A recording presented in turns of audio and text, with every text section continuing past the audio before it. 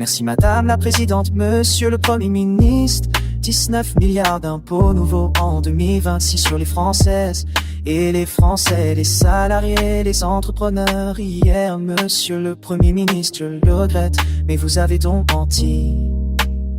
Vous avez réussi à promettre plus de pouvoir d'achat, alors que votre budget est une véritable boucherie fiscale pour la classe moyenne et les familles qui paient déjà le plus lourd tribut de tous les pays développés.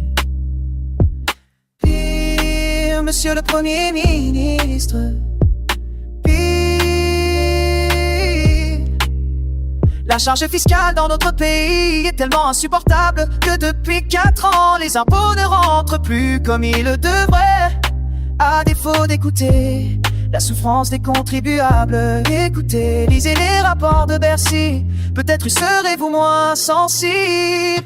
Yeah, Monsieur le Premier ministre, vous avez donc menti, vous avez loué la valeur travail alors que vous allez geler tous les salaires des fonctionnaires et spolier les pensions de retraités pour 20 milliards d'euros, pas pendant 1 an, pendant 4 ans.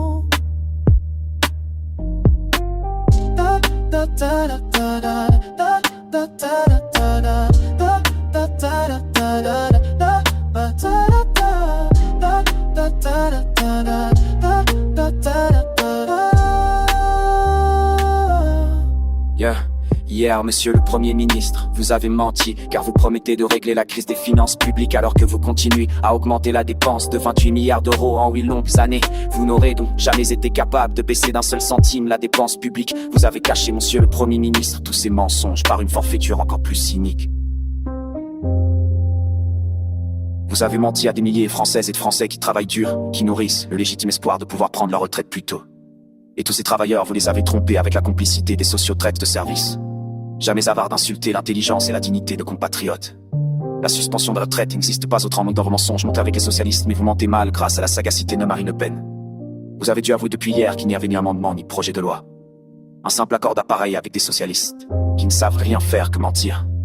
19 milliards d'impôts, un mensonge sur la retraite. Quel beau pacte de lâcheté avec les LR et les socialistes.